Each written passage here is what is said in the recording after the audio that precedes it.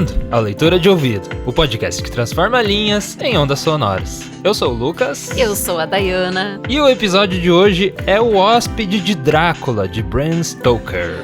Um episódio aterrorizante que preparamos para arrepiar os seus pelos da nuca e tem a ver com um pouquinho do romance, o próprio Drácula. No final a gente vai falar mais sobre ele e também vamos falar os nossos primeiros apoiadores aqui do Leitura de Ouvido, então fica até o final para ouvir. Boa leitura!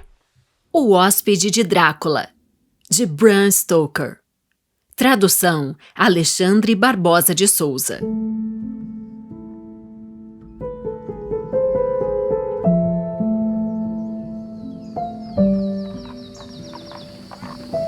Quando saímos para tomar a carruagem, o sol brilhava em Munique e o ar estava repleto da alegria do início do verão. Estávamos quase de partida quando Herr Delbloch, maître d'hôtel de 4 Estações, onde eu estava hospedado, veio sem chapéu até a carruagem. E depois de me desejar boa viagem, disse ao cocheiro, ainda segurando a maçaneta: "Lembre-se de voltar antes do anoitecer. O céu está claro, mas o vento norte está soprando de um jeito que diz que talvez venha uma tempestade a qualquer momento. Mas tenho certeza de que você não vai demorar."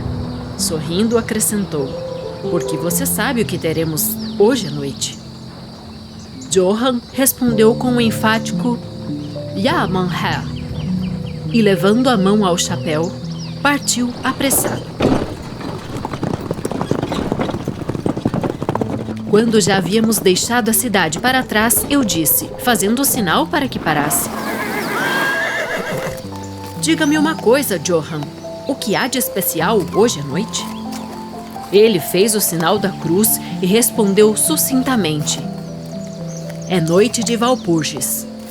Então ele sacou seu relógio, um grande e antigo objeto de prata alemão do tamanho de um nabo, e viu as horas, juntando as sobrancelhas, dando de ombros impaciente. Entendi que era seu modo de protestar respeitosamente contra o atraso desnecessário e voltei a me acomodar na carruagem, fazendo apenas um sinal para que prosseguisse. Ele partiu rapidamente, como para compensar o tempo perdido. De vez em quando, os cavalos pareciam erguer a cabeça e fungar desconfiadamente. Nessas ocasiões, eu sempre olhava assustado para os lados. A estrada parecia muito desolada, pois atravessávamos uma espécie de platô alto, fustigado pelo vento. Conforme seguíamos, vi uma estrada aparentemente muito pouco trilhada e que parecia descer por um pequeno vale serpeante. Era tão convidativo que, mesmo sob risco de contrariá-lo, pedi que Johann parasse.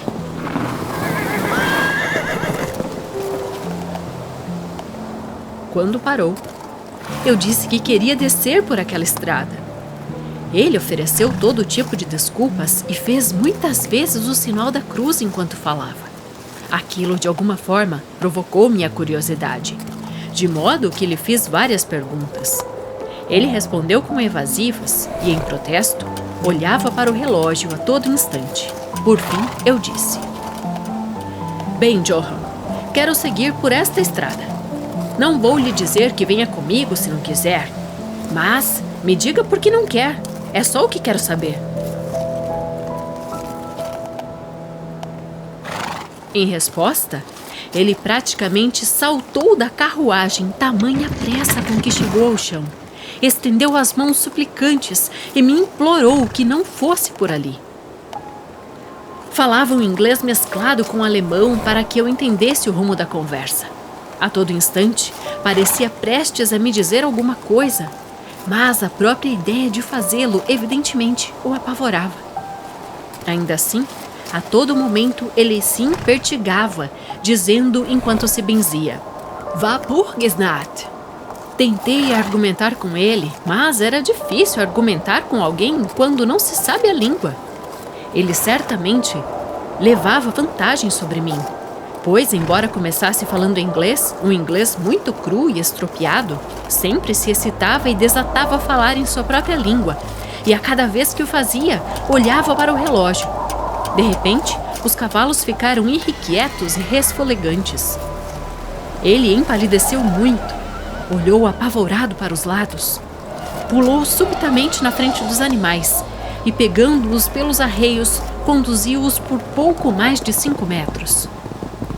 Fui atrás dele e perguntei por que havia feito isso.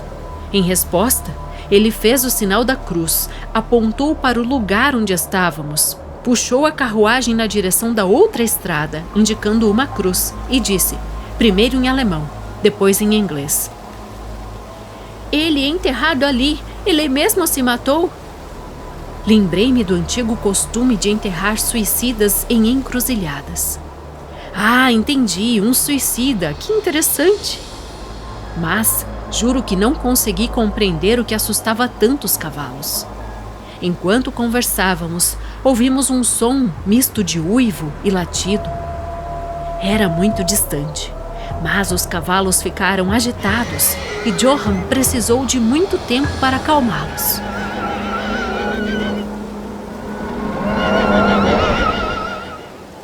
Pálido, ele disse: "Parece lobo, mas aqui não tem lobo essa época." "Não?" disse eu inquisitivamente. "Não é verdade que os lobos chegam a essa distância da cidade?"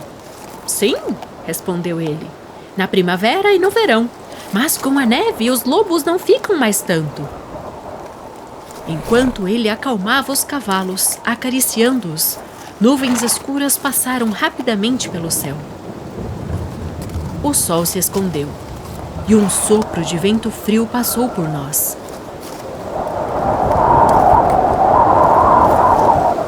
Mas era antes uma rajada, mais um alerta do que um fato, pois o sol voltou a brilhar em seguida. Johann olhou para o horizonte com a mão protegendo os olhos e disse: "A tempestade de neve cai logo."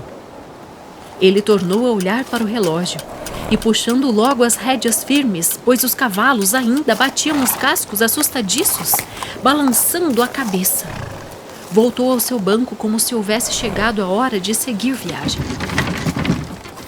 Foi um tanto obstinado e, a princípio, não quis voltar para a carruagem. "Conta-me", disse eu, "sobre o lugar onde esta estrada leva." Apontei para baixo. Mais uma vez, ele se benzeu e murmurou uma prece antes de responder. "É profana." "O quê?" perguntei. "A aldeia." "Então existe uma aldeia?" Não, ninguém mora lá há centenas de anos." Minha curiosidade foi provocada. "Mas você disse que existia uma aldeia." "Existia." "Onde fica hoje em dia?" Com isso, ele desatou a contar uma longa história em alemão e em inglês tão confusa que não pude entender exatamente do que se tratava. Por alto, porém, captei que há muito tempo, centenas de anos atrás, homens haviam morrido ali e foram enterrados em suas sepulturas. Tempos depois, ao ouvirem sons vindos de debaixo da terra, abriram as sepulturas e foram encontrados homens e mulheres corados e cheios de vida, com a boca vermelha de sangue. Então, na pressa de salvarem suas vidas e suas almas, e aqui novamente ele se benzeu, aqueles que sobreviveram fugiram para outros lugares, onde os vivos viviam e os mortos estavam mortos e não havia alguma coisa.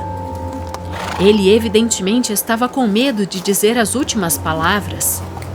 Conforme prosseguiu com a narrativa, foi ficando cada vez mais agitado. Parecia que sua imaginação tomara conta de si.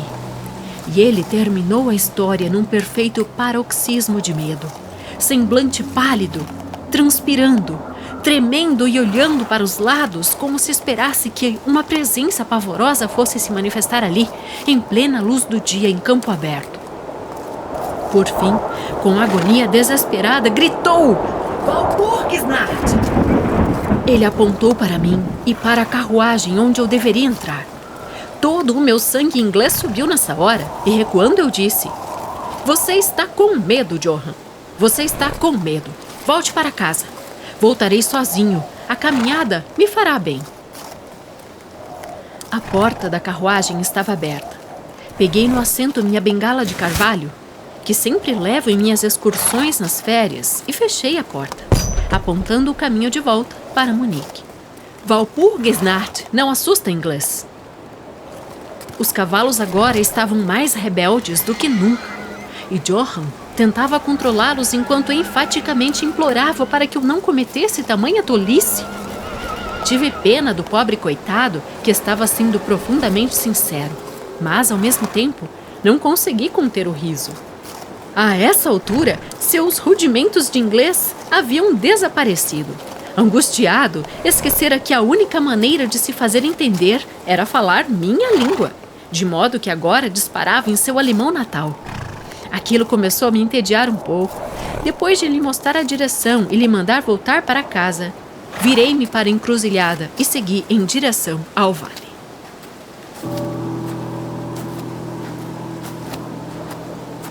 Com um gesto desesperado, Johann virou seus cavalos em direção a Munique.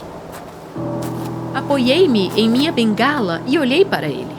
Ele seguiu lentamente pela estrada, até que um homem, alto e magro, surgiu no alto da encosta. Foi o que pude perceber àquela distância.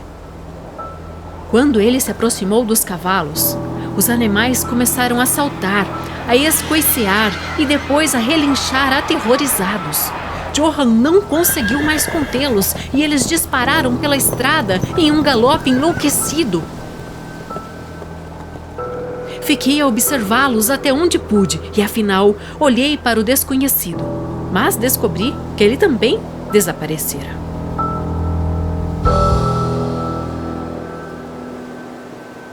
Com o coração leve, desci pela estradinha que atravessava o fundo do vale, a que Johann fizera objeção. Eu não conseguia vislumbrar motivo algum para o receio dele em seguir aquela direção. Caminhei por algum tempo sem pensar na hora ou na distância, e seguramente não vi ninguém, nem casa alguma. Quanto ao lugar, era a própria imagem da desolação, mas só reparei nisso quando, ao fazer uma curva na estrada, me deparei com a borda esparsa de um arvoredo. Só então percebi que, inconscientemente, eu ficara impressionado com a desolação da paisagem por onde havia passado. Sentei-me para descansar. Comecei a observar a região. Percebi que ali já estava consideravelmente mais frio do que no início da caminhada. Parecia haver ao meu redor uma espécie de som suspirado e, vez ou outra, bem lá no alto, uma espécie de rugido abafado. Olhando para cima, notei que grandes nuvens espessas se deslocavam rapidamente do norte para o sul a uma grande altitude. Havia sinais de uma tempestade chegando em algum estrato remoto do ar. Senti um pouco de frio, mas, pensando ser por ter ficado parado tempo demais após o esforço da caminhada, retomei minha jornada. O terreno por onde eu passava era agora muito mais pitoresco. Não havia nenhum objeto impressionante que o olho pudesse destacar, mas em tudo havia beleza. Descuidei da hora, e só quando o crepúsculo se impôs intensamente sobre mim, comecei a pensar em como encontraria o caminho de volta. A luz do dia estava esvanecendo.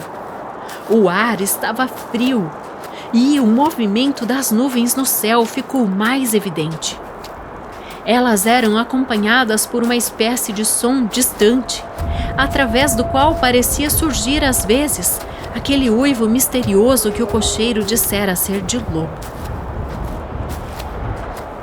Por um momento hesitei, mas, como eu prometera visitar a aldeia abandonada, segui viagem até chegar a uma larga clareira no campo aberto, cercada de encostas por todos os lados.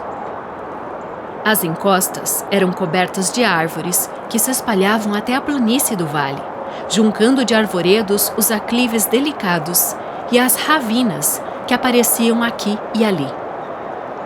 Acompanhei com os olhos o serpentear da estrada e notei que ela fazia uma curva perto de um desses arvoredos mais densos. e se perdia atrás dele. Enquanto eu observava o local, senti uma lufada fria e começou a nevar.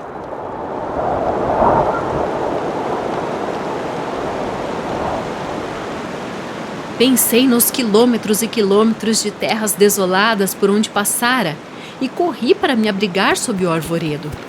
O céu foi ficando cada vez mais escuro, assim como a nevasca se intensificou até que a terra diante de mim e à minha volta se tornou um tapete branco reluzente, cuja extremidade mais distante se perdia em nebulosa vagueza. Havia uma estrada rústica, em cujas margens os limites não eram muito bem marcados, como nos cortes da encosta. Em pouco tempo, percebi que havia me perdido da trilha. Pois pisei em falso, afundando meu pé na relva e no musgo. Nesse momento, o vento ficou mais intenso e soprou com força cada vez maior, até que não tive escolha senão correr.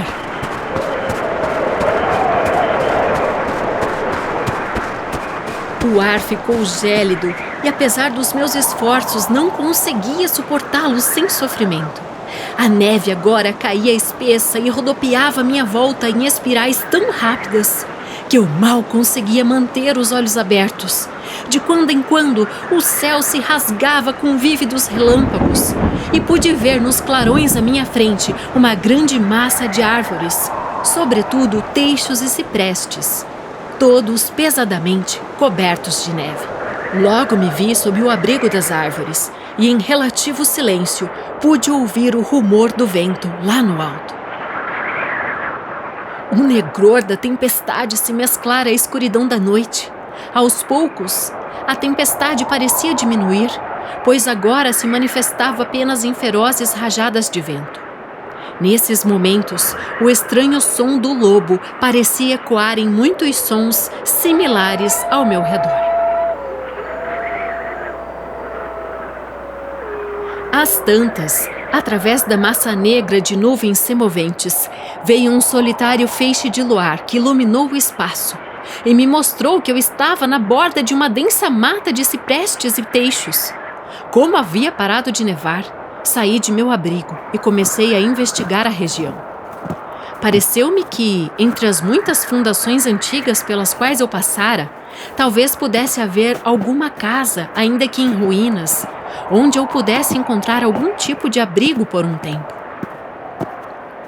Contornando a borda da mata, encontrei um muro baixo e, ao seguir seu desenho, cheguei a uma entrada. Ali, os ciprestes formavam uma alameda que levava a uma espécie de edifício quadrado. Assim que tive esse vislumbre, contudo, as nuvens se moveram e esconderam a lua, obrigando-me a seguir pela alameda às escuras. O vento devia ter esfriado, pois me senti trêmulo enquanto caminhava, mas, como havia esperança do abrigo, segui tateando o meu caminho às cegas. Subitamente, tudo ficou quieto e me vi obrigado a parar. A tempestade havia passado e, talvez por afinidade com o silêncio da natureza, meu coração pareceu parar de bater. Tudo, porém, durou apenas um momento, pois, de repente, o luar atravessou as nuvens, mostrando-me que eu estava num cemitério e que o objeto diante de mim era um imenso mausoléu de mármore, branco como a neve que havia em cima e aos lados da tumba. Com o luar, veio também um violento suspiro da tempestade que pareceu retomar seu curso como um longo e grave uivo semelhante ao dos lobos. Chocado, senti um temor reverente e um frio que crescia em mim até parecer agarrar meu coração. Então, enquanto os influxos do luar ainda caíam sobre o mármore da tumba, a tempestade deu mais provas de se renovar, como se retomasse seu caminho. Impelido por uma espécie de fascínio, aproximei-me do sepulcro para tentar apurar o que era e por que se encontrava em local tão isolado. Dei a volta no mausoléu e ali, sob a porta dórica, escrito em alemão, Condessa Dollingen de Gratz, da Estíria, buscou e encontrou a morte, 1801. No alto da tumba, aparentemente enfiada no mármore sólido, pois a estrutura era composta por alguns poucos blocos imensos de pedra, havia uma grande lança ou estaca de ferro. Ao chegar aos fundos do mausoléu, vi gravado em grandes caracteres russos: os mortos viajam depressa. Havia algo tão estranho e sobrenatural em tudo aquilo que fiquei tonto e me senti a ponto de desmaiar. Comecei a pensar pela primeira vez que deveria ter seguido o conselho de Johann. Ali me ocorreu um pensamento que veio sob circunstâncias quase misteriosas e me abalou terrivelmente. Era a noite de Walpurgis. Noite de Walpurgis, quando, segundo a crença de milhões de pessoas, o diabo estava solto, quando as sepulturas se abriam e os mortos saíam e caminhavam entre os vivos, quando todas as criaturas malignas da terra, do ar e da água faziam suas orgias. E aquele lugar que o cocheiro evitara a todo custo era a aldeia abandonada havia séculos. Era ali que jaziam os suicidas. E era exatamente ali que eu estava sozinho, sem auxílio, tremendo de frio naquela mortalha de neve, com uma nevasca se formando outra vez sobre mim. Precisei recorrer a toda a minha filosofia, toda a religião que me ensinaram, toda a minha coragem, para não cair num paroxismo de medo. De repente, um tornado estourou sobre mim. O chão tremeu como um estrondo de milhares de cavalos em disparada. E dessa vez, a tempestade veio com asas de granizo. As grandes pedras de gelo vinham com tanta violência que tornaram o abrigo dos ciprestes tão inútil quanto um milharal. A princípio, corri para a árvore mais próxima, mas logo fugi e busquei o único lugar que parecia oferecer refúgio: o profundo umbral dórico do mausoléu de mármore. Agachado junto à imensa porta de bronze, protegi-me um pouco do impacto do granizo. Por ali, as pedras de gelo só me atingiam após ricochetear no peso de mármore da lateral. Ao me encostar na porta, ela se moveu ligeiramente e abriu para dentro. O abrigo, ainda que fosse uma tumba, foi bem-vindo naquela tempestade impiedosa. E eu estava prestes a entrar nele, quando o clarão de um relâmpago bifurcado iluminou toda a extensão do céu. Nesse instante, juro pela minha vida, vi quando meus olhos se voltaram para a escuridão da tumba, uma linda mulher, de maçãs do rosto pronunciadas e lábios vermelhos, aparentemente dormindo em um esquife. Quando o trovão estrondeou no céu, fui agarrado como pela mão de um gigante e levado para fora no meio da tempestade. Tudo aconteceu tão de repente que antes que eu me recuperasse do choque, tanto moral quanto físico, senti as pedras de granizo me atingirem. Ao mesmo tempo, tive uma sensação estranha e inescapável de que não estava sozinho. Olhei para a tumba. Nesse momento veio outro clarão ofuscante que pareceu atingir a estaca de ferro no alto do mausoléu e penetrar na terra, explodindo o mármore em pedaços, com um fulgor flamejante.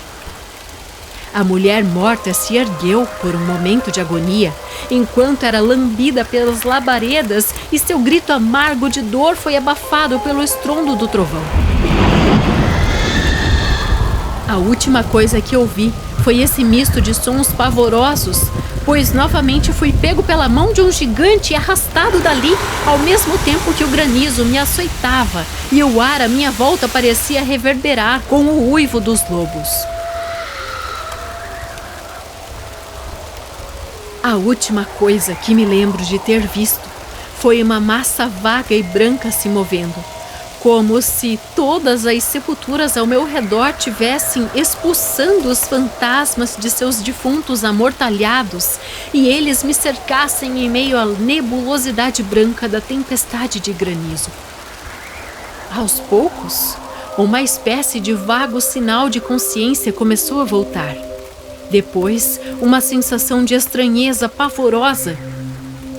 Durante algum tempo, não consegui me lembrar de nada, mas lentamente recuperei os sentidos. Meus pés pareciam completamente tomados pela dor, mas eu não conseguia movê-los. Estavam como que anestesiados.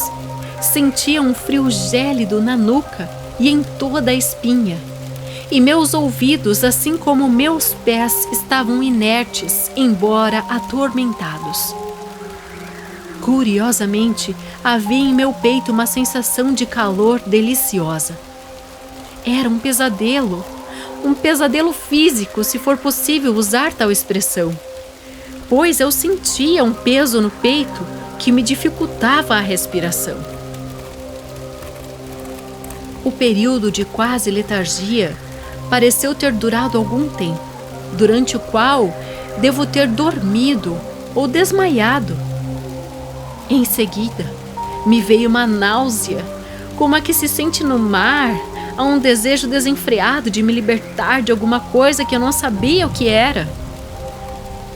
Uma vasta quietude me envolveu, como se o mundo inteiro estivesse adormecido ou morto, somente interrompida pela respiração baixa e ofegante de algum animal perto de mim. Senti um raspão quente no pescoço e me veio à consciência a horrível verdade, que me esfriou o coração e impulsionou o sangue às pressas ao meu cérebro. Havia um grande animal deitado sobre mim e lambendo meu pescoço.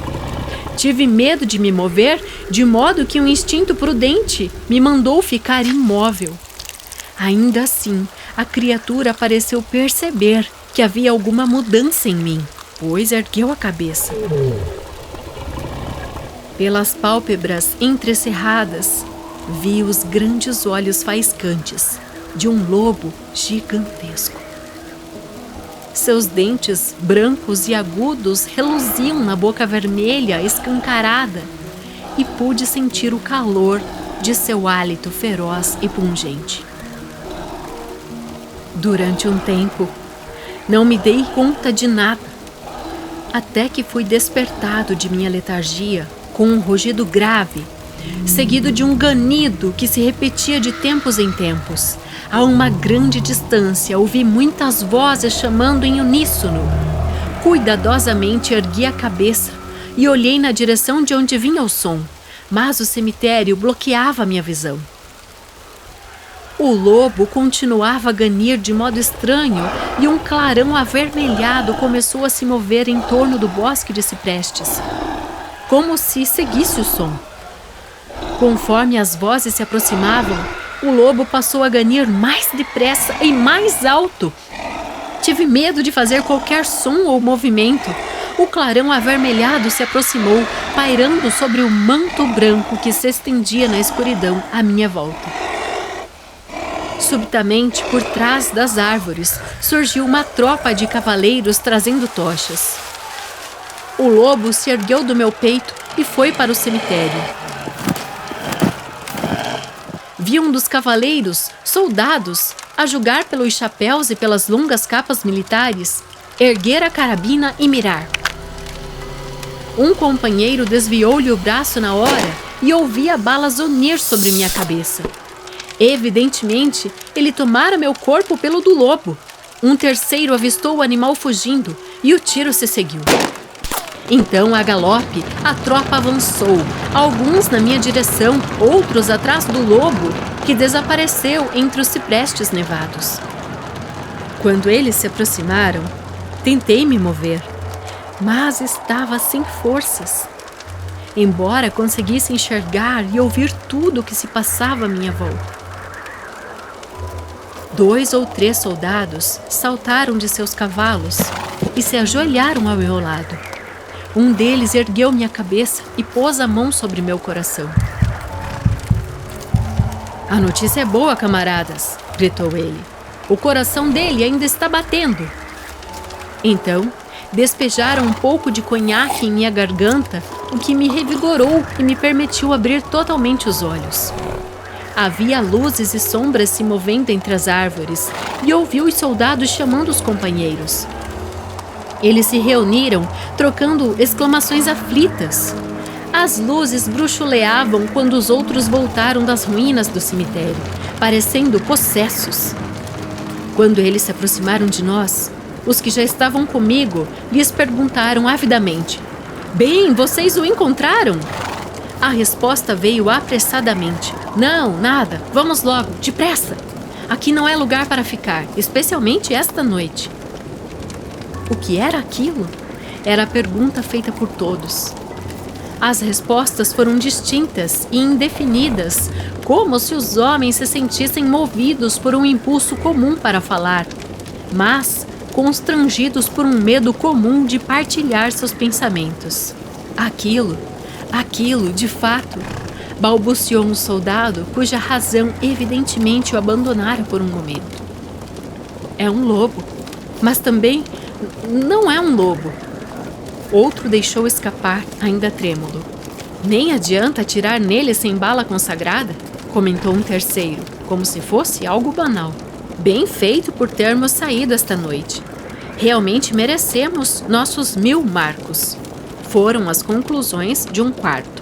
Havia sangue no mármore partido, disse outro após uma pausa. O raio jamais teria deixado manchas de sangue ali. E quanto a ele, está a salvo? Verifiquem o pescoço dele. Vejam, camaradas, o lobo estava deitado em cima dele e manteve o sangue dele aquecido. O oficial verificou o meu pescoço e respondeu: "Ele está bem. A pele não foi perfurada." O que será que isso quer dizer? Jamais o teríamos encontrado não fossem os ganidos do lobo. E o que aconteceu com o lobo? Perguntou o homem que segurava minha cabeça erguida e que parecia o menos afetado pelo pânico do grupo, pois suas mãos eram firmes e não tremiam. Em seu ombro havia a divisa de pequeno oficial.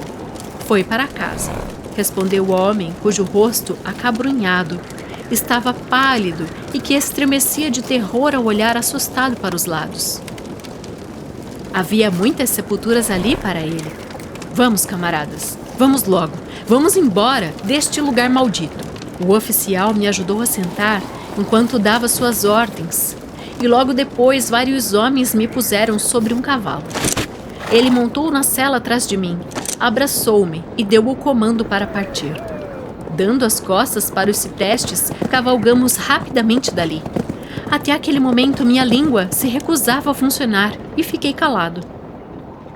Devo ter adormecido, porque quando dei por mim, estava sendo posto de pé, apoiado por um soldado de cada lado.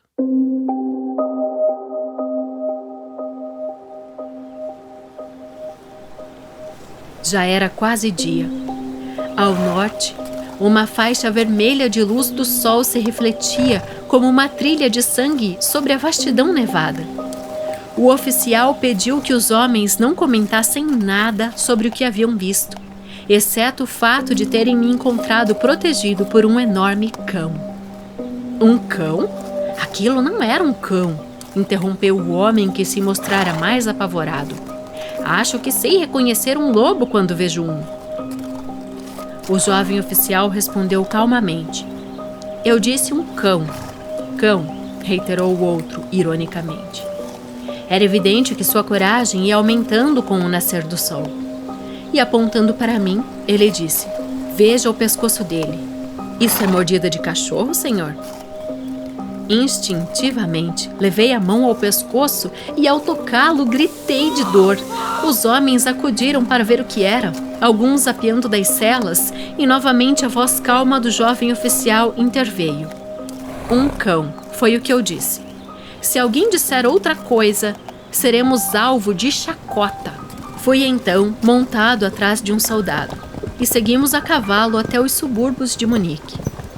Ali nos deparamos com um cabriolé de aluguel, no qual me embarcaram, e seguimos assim até o Quatre Saisons, o jovem oficial me acompanhando, enquanto um soldado ia atrás a cavalo, e os outros voltaram aos alojamentos. Quando chegamos, Herr D'Albloch desceu tão depressa a escada para me receber que ficou evidente que estivera espiando atrás da porta. Dando-me as 2 mãos, solicitamente, conduziu-me para dentro. O oficial me saudou e estava se virando para partir quando me dei conta da sua intenção e insisti para que fosse até meus aposentos. Com uma taça de vinho, agradeci afetuosamente a ele e aos seus bravos camaradas por me salvarem. Ele respondeu simplesmente que estava feliz em ajudar e que Herr Dablock havia a princípio tomado providências para que todo o grupo de busca fosse recompensado, ao que o maître d'hôtel, diante da ambiguidade da frase, sorriu, enquanto o oficial se lembrou de suas obrigações e se retirou. Mas, Herr Dablock, como e por que os soldados foram me procurar? Perguntei. Ele deu de ombros, como se desmerecesse o próprio feito ao responder. Tive a sorte de obter permissão do comandante do regimento, no qual servi para arregimentar voluntários. Mas como o senhor sabia que eu estava perdido? Perguntei. O cocheiro chegou com o que lhe restou da carruagem, porque os cavalos fugiram. Mas o senhor arregimentou um grupo de busca com os soldados só por isso? Oh, não, respondeu ele. Mas antes mesmo de o cocheiro chegar, eu já havia recebido este telegrama do boiardo de quem o senhor é convidado. Ele tirou do bolso um telegrama, no qual se lia: Bistritz, cuide bem de meu hóspede, pois a segurança dele é muito valiosa para mim. Caso algo lhe aconteça, ou se ele desaparecer, não meça esforços para encontrá-lo e garantir que esteja em segurança. Ele é inglês e, portanto, aventureiro. Há sempre os perigos da neve e dos lobos à noite. Não hesite, nem por um momento, se desconfiar que ele corre algum perigo. Recompensarei sua atenção com minha fortuna. Drácula.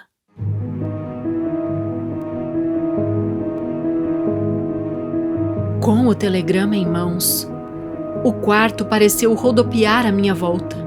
E se o atencioso maître d'hôtel não tivesse me segurado, creio que teria caído. Havia algo tão estranho naquilo tudo, algo tão bizarro e impossível de imaginar, que cresceu em mim a sensação de estar sendo um joguete nas mãos de forças opostas. E a mera ideia parecia de alguma forma me paralisar. Eu estava certamente sobre alguma forma de proteção misteriosa. De um país distante, viera, bem na hora, uma mensagem que me havia livrado do perigo de morrer na neve e nas presas do lobo.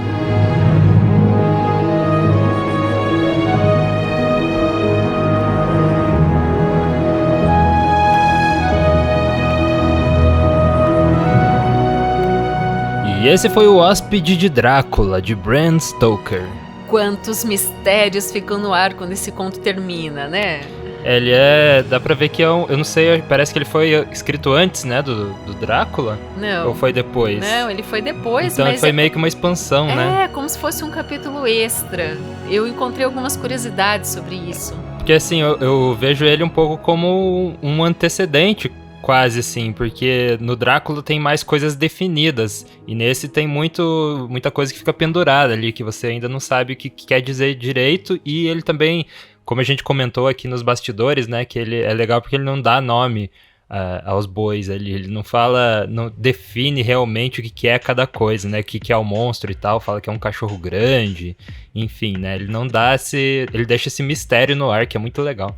Esse conto, ele foi publicado, ele estava pronto. É meio assim complicado, porque a Florence Bram Stoker, quando faz o prefácio desse livro que a gente trabalhou hoje, que é Contos Estranhos, que é a esposa dele. A esposa dele, ela fala que a sombra da morte pairava sobre o marido quando ele planejava a publicação de 3 conjuntos de contos. E este volume, no caso Contos Estranhos, é um desses conjuntos. E na lista original preparada pelo Bram Stoker não estava o Hóspede de Drácula. Foi ela que acrescentou esse episódio, que estava ainda inédito do próprio Drácula e que tinha sido excluído da versão original devido à extensão do romance. Só que também tem nesse prefácio uma informação de que esses contos ele escreveu há muito tempo atrás. Então, se o Drácula saiu em 1897 e o Bram Stoker morreu em 1912, que foi quando ali esses contos foram publicados, provavelmente era um guardato. Então, eu tenho essa impressão que ele é algo que antecede, assim, porque a gente vê no Drácula tudo um pouco mais evoluído, ele até explora mais questões humanas no Drácula, né, até inclusive amor e tudo mais, que nesse não tem, né. Então, eu fiquei em alguns momentos me perguntando se esse narrador seria o próprio Jonathan Harker, que também é um inglês, né, que é o narrador do Drácula em si. Sim, eu acho que pode ser, que apesar de serem personagens talvez um pouco diferentes, mas eu acho que tem grandes chances de ser ele mesmo. Então, eu encontrei algumas semelhanças entre o próprio romance e esse conto, né? Por exemplo, a localidade mencionada, né, Bistritz, que tá mencionada tanto no começo do romance quanto ali nesse bilhete final, né? Um bilhete meio aterrorizante. É que eu ainda não entendi que a gente estava até discutindo. Parece que é o Drácula, né? Falando do próprio resgate ali dele, que vai ter que acontecer. Então, parece que é o Drácula avisando sobre ele mesmo, né? Sobre o ataque dele mesmo ou de outra criatura. Talvez aquela criatura aquele grande animal que estava em cima dele poderia ser outra criatura também, né? Isso ficou ainda no ar. Então, de novo a gente tem semelhanças, porque no romance Drácula, o Jonathan e o Drácula se tratam como amigos no começo ali. E, de fato, no princípio ele é muito cordial, quando recebe ele no castelo, cuida muito bem dele, e depois que são reveladas as garras, né, desse vampiro. E de mesmo modo ali também no conto a gente tem essa impressão que o Drácula cuidou dele, mas ao mesmo tempo que o Drácula usurpou dele, né? Tipo, chupou sangue e tal. Eu acho que o legal do Drácula é que não é só uma criatura, ele tem artimanhas, né? E ele tem, como é mostrado no livro, eu não sei se no livro é mostrado tanto do passado dele, né? Mas eu sei que no filme de 1992, ali, o Drácula de Bram Stoker, que é dirigido pelo Francis Ford Coppola, ele mostra, assim, o passado, né? O que aconteceu lá em 1400 com o Drácula que voltou da batalha, né? E a mulher dele tinha se suicidado. E que daí isso que causou tudo, né? É porque ele teve essa necessidade de voltar ao folclore que originou esse personagem. Então, vou explicar um pouquinho disso, né?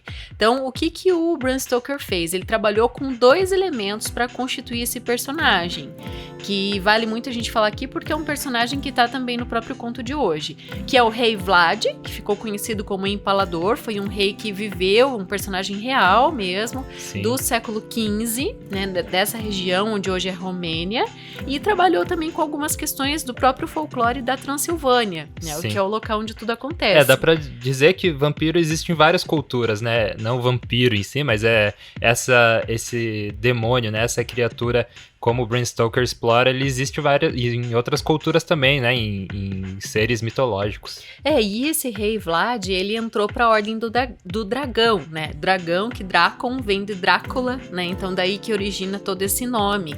E ele realmente existiu, e quando esse romance saiu, né, em 1897, algumas pessoas demonstraram ojeriza, porque ele estava trabalhando com a história de um homem real, que foi muito horripilante também. Mas acho que isso foi muito para popularidade também, isso ajudou muito, né, na popularidade dele. Com certeza, e eu vejo que o Francis Ford Coppola, eu falo Coppola, Coppola, como você disse, Pode ser. Ele trabalhou com esse resgate também da própria figura que foi esse rei Vlad, para trazer esse cenário pro filme. O filme é extremamente recomendado, ele é um filme muito estranho, assim, mas é muito bom. Olha o elenco, né? Com o Gary Oldman, com a Winona Ryder, com o Anthony Hopkins, com o Keanu Reeves. Então tem um elenco ali bem, bem rico ali, bem diferente, né? Essas pessoas todas estranhas, né? O Keanu Reeves, antes do Matrix, ele já era esse personagem um pouco estranho, assim, né? esse personagem que é galã, mas não é galã, né? Aquele galã meio feio, tipo o Adam Driver, assim, aquele de um galã olhar meio, misterioso também, meio né? diferente, assim. Meio aluado até no olhar. Fora o Gary Oldman, né, que fez o Drácula, que é muito maluco e bem over the top, assim, a maquiagem e tudo, né? Foi uma escolha, assim, estética bem corajosa que eles pegaram. Eu acho até pra, talvez, espelhar um pouco do que é essa história do Bram Stoker, que o nome do filme, né, é o Drácula de Bram Stoker. E a gente tava comentando também sobre essa característica do Bram Stoker de ser meio pulp, que é ele colocar as coisas assim, meio que na sua cara, assim, sem esconder muito. Você pode ter percebido que durante o conto, raramente teve, assim, divagações ou grandes linhas de pensamento do personagem, fluxo de consciência.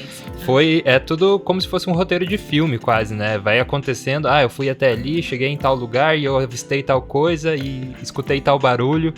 Então, tudo vai acontecendo e ele vai contando como acontece. E até é meio... A gente tá comentando da teimosia dele também, né? Que é uma coisa meio caricata, assim. No conto, a gente tem esse também em inglês, né? Que acaba recebendo essa correspondência de Bistritz, mas então parte ali também de Munique, né? Que é ali na Alemanha. E acaba estando num hotel. Ele era, no romance, o inglês era ajudante do procurador e ele foi explicar a um estrangeiro, que no caso é o Conde Drácula, a compra de uma propriedade em Londres. Sim, ele era tipo um corretor, né? Algo assim. Isso, tipo um corretor. Ele era o procurador de um corretor, digamos. E no filme também foi isso, né? Isso, e daí tem outra semelhança, que é aquele alerta. Então, quando o Jonathan vai sair do hotel sentido ao castelo do Drácula, tem um alerta, hoje é a noite dia de São Jorge, né? Meia-noite vai ser perigoso, isso todos os demônios soltos, no romance. E no conto tem o quê? A noite de Walpurgis. Então, por isso que parece muito que é uma coisa pré-romance, né? Porque tem todos os elementos que são introduzidos, mas não tão desenvolvidos como no romance. E isso aí da noite de Walpurgis, né? O cocheiro fica falando, né? Não vai. E ele, não, eu vou, porque eu quero ir, eu quero ver, eu tô curioso. Teimosia. Sim, daí é justamente essa coisa de você, ouvinte, né, e leitor, percebe. Não, se você for por ali, vai dar merda, não vai. Mas o cara fica, não, eu vou. E daí fica essa coisa meio que você suspende, né? Suspende essa descrença pra entrar na história, né? Você sabe que qualquer ser humano comum não saberia que ia acontecer coisa ruim se ele fosse pelo caminho. Mas a gente meio que suspende que essa é a história das pulp magazines, né? Essas histórias pulp que você suspende a sua descrença pra deixar a história acontecer, né? E aceita que é daquele jeito mesmo. Que é uma característica, inclusive, do gênero fantástico propriamente dito, né? É bom dizer que ele inaugurou não só o vampiro moderno, né, com o Drácula, como o próprio romance gótico, né? Vou contar um pouquinho da biografia do Bram Stoker, né? Então, ele foi terceiro filho de uma família de 7, né? Uma família de Dublin, ali da Irlanda. Nos seus primeiros anos de vida, ele foi acometido por uma doença dita por desconhecida.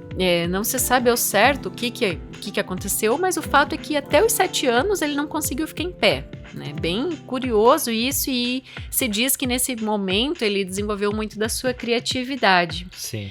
Mas ele superou, ele virou atleta. Se formou, se tornou um grande atleta, Trinity College, né, que é a universidade que ele se formou, e também foi se tornando um grande escritor, né, ele era ruivo, inclusive a capa do episódio de hoje ali tem o personagem, né, que também é ruivo, então foi meio que uma homenagem pra ele, pra o Bram Stoker, né. Que legal. Então, e ele conheceu Oscar Wilde, nosso queridinho aqui dos leitores de ouvido. Sim. Conheceu Samuel Beckett e também se aproximou depois, quando ele trabalhou com peças de teatro em Londres, do Arthur Conan Doyle, também dos nossos queridinhos do leitor de ouvido, né? Do criador de Sherlock Holmes. Sim, e essa proximidade com Oscar Wilde, né? É cheia de intrigas também. Sim, amorosas, inclusive. Porque eles, né, se apaixonaram pela mesma mulher. Eu não lembro direito como é que foi, se foi o Oscar Wilde primeiro. Sim. Que era, né, então, que ele é apaixonado por essa mulher, depois foi o Bram Stoker. A Florence, na verdade, tida assim como uma garota popular e bonita da universidade que todo mundo queria namorar. E Oscar Wilde já tinha tido um relacionamento com ela. Mas ela acabou se casando com Bram Stoker e tem realmente o espólio da obra dele, né? Tanto é que essas publicações que vieram depois... E tem uma história, assim, que o primeiro filme, que é o Nosferatu, que saiu em 1922, ela não deixou usar o termo Drácula, e daí, então, foi feito toda a homenagem, mas sem usar Drácula, né? Foi dado o nome de Nosferatu. Nosferatu. E é muito legal também que tem pessoas que falam sobre a influência desse triângulo amoroso no próprio romance do Drácula. Então, fica a dica aí, claro que são todas especulações, mas a gente sabe que os autores pescam da vida deles, né, pra conseguir colocar essas histórias pra fora também. Claro que, né, tem toda a ficção ali envolvida, mas pode ter sido uma fonte, assim, de inspiração, né, pra ele escrever esse triângulo entre ele, a Florence e o Oscar Wilde. Interessante, e já que a gente falou do filme bastante, eu quero citar assim que a descrição que tem no romance em si, na literatura escrita, do Drácula e a transposição pro personagem do filme é muito, muito, assim, idêntica. Realmente é uma homenagem, é o Drácula de Bram Stoker mesmo o filme. Por isso que esse não foi o foge nome. a nada, sabe? Muito legal. Eu lembrei agora de uma algazarra que a gente fez na adolescência com esse filme. Eu posso contar? Sim, eu acho que eu lembro que vocês eram jovens e foram querer assistir um filme de terror. Sim, daí convidei as amigas, foram na minha casa, fizemos, né, pipoca e tudo mais. Não, o interessante é que esse filme não é ele não é tanto de terror, ele é um filme muito estranho, na verdade. É um terror psicológico estranho. E daí o que a gente fez? Como era de tarde que a gente assistia ao filme, nós colocamos cobertas nas janelas pra escurecer, assim, pra dar todo aquele clima, né, lúgubre e mórbido pra que a gente assistisse. E assistimos, acho que estávamos em 4 ou 5 ao todo, contando comigo. E quem diz que consegue comer durante o filme, né? Porque a pipoca ficou toda de lado, porque é um filme muito impactante nesse sentido, né? Também de terror psicológico. Mas me marcou demais, que foi, assim, uma coisa interessante e engraçada da adolescência. Ele é um filme que te marca, assim. Você, depois de assistir, você tem flashes dele, mas não é de jeito nenhum, assim, super assustador. Ele é muito bem construído, assim, e muito artístico, como eu falei, tem até coisas bem surreais nele, então vale super a pena aí você assistir. Drácula de Bram Stoker, de Francis Ford Coppola. E eu queria falar que... Agora você falou Coppola. Eu vou mudando, Coppola. Agora eu também queria dizer, já que eu falei da minha adolescência, que a paixão pela escrita, né, no Bram Stoker nasceu na própria adolescência, né? Ele trabalhou como jornalista, diretor de peças teatrais, como já mencionei, e foi também funcionário público, porque ele era graduado em matemática. Interessantíssimo isso. Então, ele é muito conhecido como romancista, poeta e contista irlandês. E peraí, antes disso, falta mais uma curiosidade que a gente fez de novo, né? A gente escolheu um conto de um autor que está perto do aniversário de morte, ou é de nascimento? De morte. 20 de abril de 1912 foi a morte do Bram Stoker. Então, se você escuta aqui o Leitura de Ouvido com frequência, você sabe que a gente escolhe os autores e a gente vê a coincidência depois que tá super perto ou tá no dia do aniversário de morte deles. Então, é uma coincidência maluca que acontece aqui no podcast. Não sei porquê, deve ter algum motivo, deve dar sorte, não sei. São os espíritos literários. Mas eu sei que isso acontece, então, ainda mais com o Bram Stoker agora, né? Foi de assustar. Então, dia 20 aí é o aniversário de morte do Bram Stoker. Não planejamos isso, mas é muito legal essa coincidência. E semana passada a gente lançou nossa campanha no apoia.se/leitura de ouvido, nossa campanha de financiamento coletivo. E tivemos os nossos primeiros apoiadores, muito bacana, todo mundo que contribuiu. E aqui vão os nomes deles que a gente colocou, que se você entra com apoio, né, acima de R$5, de 5 ou acima, seu nome vai nos créditos finais. Então vamos considerar isso aqui como um crédito final, né? E vamos falar o nome dos nossos primeiros apoiadores. Então, um grande muito obrigada para Anderson Luiz Fernandes, Bibiana Dana, Bruno Guedes, Cristiane Bastos Cota, Cláudia Lubi, Letícia Lemos Gritti, Raimundo Gabino dos Santos, Rosângela Marquesi e a Zenilda Ribeiro. Então, muito obrigado para todo mundo que colaborou aí. Vocês foram os primeiros apoiadores do Leitura de Ouvido. A gente vai mandar um presentinho junto lá no e-mail. Já mandamos, né? E fica aí para você apoiar também, apoia.se/leitura de ouvido. que tem várias formas lá de você apoiar, vários valores e também várias recompensas. Então espero que você não pense no Drácula essa madrugada e até semana que vem. Direção e narração, Dayana Pasquim. Edição, artes de capa e trilha sonora de abertura, de Lucas Piasecki. Produção, Roca Studios. Avalie no Spotify e na Apple Podcasts. Siga para não perder os próximos episódios. Inscreva-se em youtube.com/leitura de ouvido. Siga no Instagram Leitura de Ouvido. Fale com a gente no leituradeouvido@gmail.com. E a gente te vê na próxima leitura.